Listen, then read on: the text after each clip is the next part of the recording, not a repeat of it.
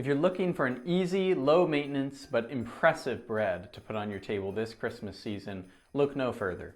Focaccia is a beautiful yeasted Italian flatbread that is extremely hands-off, yet delivers an incredible impact.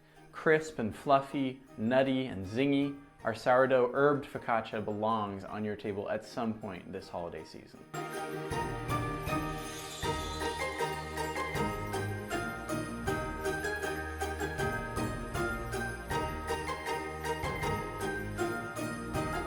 Hey everyone, welcome back to the channel. If you're new here, I'm Taylor, and like many from-home workers, I have been making sourdough bakes ever since the earliest days of the 2020 coronavirus pandemic.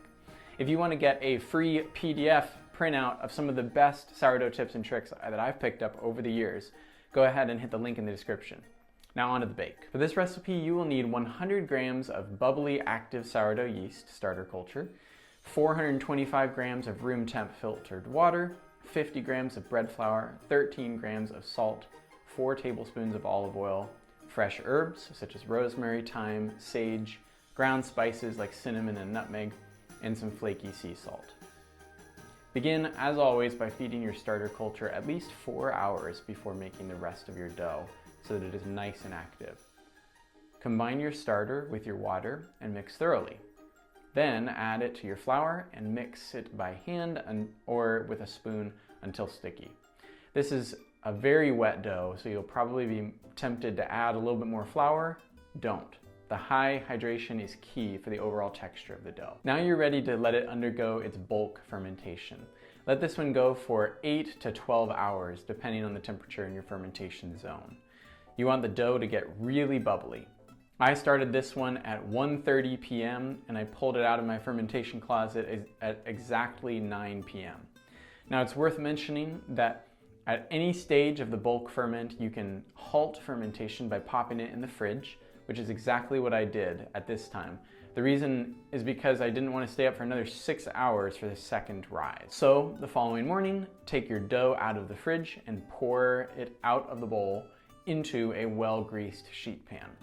I like to use a bowl scraper to get it all out. You also might need to help it lay out flat on the pan so that it covers the whole thing.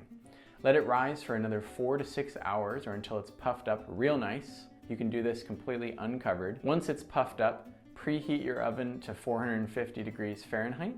Then drizzle the top with olive oil and sprinkle your herbs, spices, and flaky salt over the top of the dough, trying to get every part of the bread evenly covered. Here I'm using chopped rosemary and fresh grated nutmeg and fresh ground black pepper.